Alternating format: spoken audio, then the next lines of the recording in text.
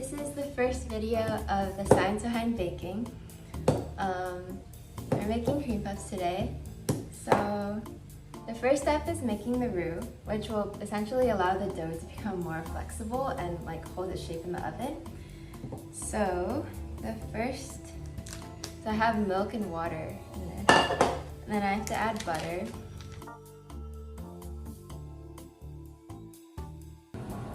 Okay, so it's simmering right now, as you can see.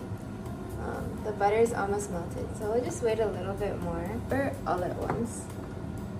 And then I turn off the heat, by the way, and you're just gonna stir. And what you're gonna see is what looks really liquidy is gonna become a really thick dough ball. Okay, so why do we make a roux? It's so that the dough becomes more flexible and holds its shape while it's baked. Now, what is gelatinization? It is a heat-induced starch granule breakdown into polymers. So you're basically getting these perfect granules from wheat starch and you're breaking them down into water. In phase 1, water is slowly absorbed, but the viscosity stays relatively the same, which means it doesn't get much thicker. In phase 2, the granules absorb about 5 times its amount in water, so it becomes much thicker in solution. And in the third one, they burst. Yay, it's done now.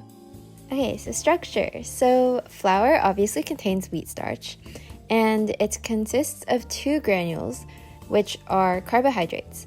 And it has amylose, which is seen at the top as a linear structure, and then amylopectin, which is highly branched. Okay, so a structure of a wheat starch actually consists of an amorphous part and a crystalline part.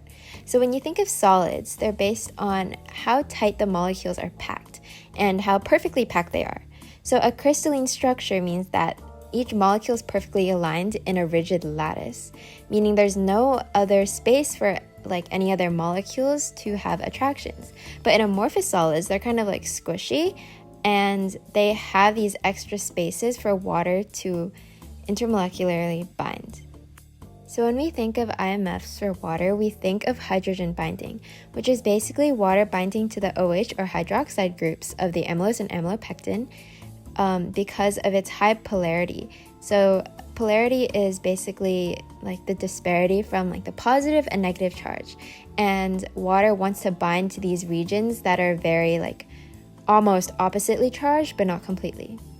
And water is accessible to the amorphous part, which means that is what allows the starch to dissolve. So this is what it looks like. It's all super thick right now. And we're gonna add eggs later, but if we add them right now, do you see the steam? Basically, it's just gonna cook the egg and scramble it. So we have to let it cool down. And I'm just gonna do that by spreading it around so that the heat can leave.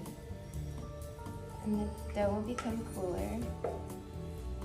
I don't know if other people do this, but yeah, it's just how I cool it down quicker.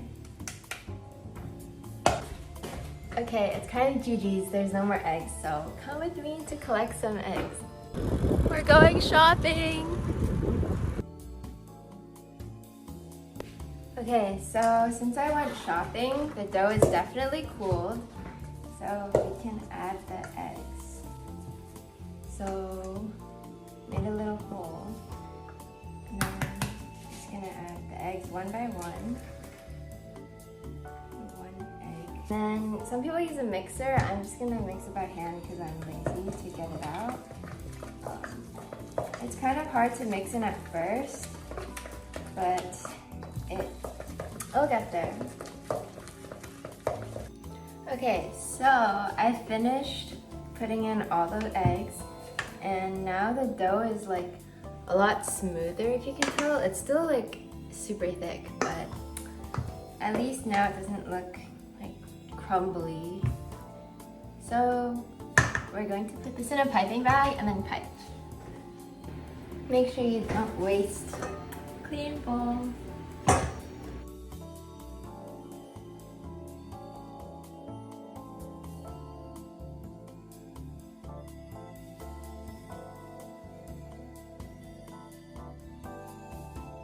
get some water on my finger and then kind of like tap down the peaks so that it's all smooth. And this goes into the oven at 375 degrees Fahrenheit, not Celsius. Okay guys, so typically choux is baked at a pretty high temperature, and this allows the butter to melt and the dough to soften. At boiling point, water vaporizes, and it goes through this thing called gaseous equilibrium, where gas particles try to equalize the pressure inside and outside of the choux pastry. And due to the increase in steam inside the choux pastry, it's trying to move out. But the problem is the shell is too firm and the gas has to push up into the dough to create more area to decrease the pressure inside the shell. And the dough doesn't break because it's flexible from gelatinization and butter. Okay, so eggs help it set and firm up. Okay, so going into protein structure. If you look at this bottom image, the first part, you can see these intact structures, which is the tertiary structure, which it has like all these perfect bondings to create like its unique shape. But when it's heated, this unique shape is unraveled. So all these weak interactions causing it to like fold up into a specific protein are just gone. So then cross-linking happens, which is basically the chemical bonds forming between these different proteins instead of itself, which makes them take a larger amount of space and helping the choux pastry firm up.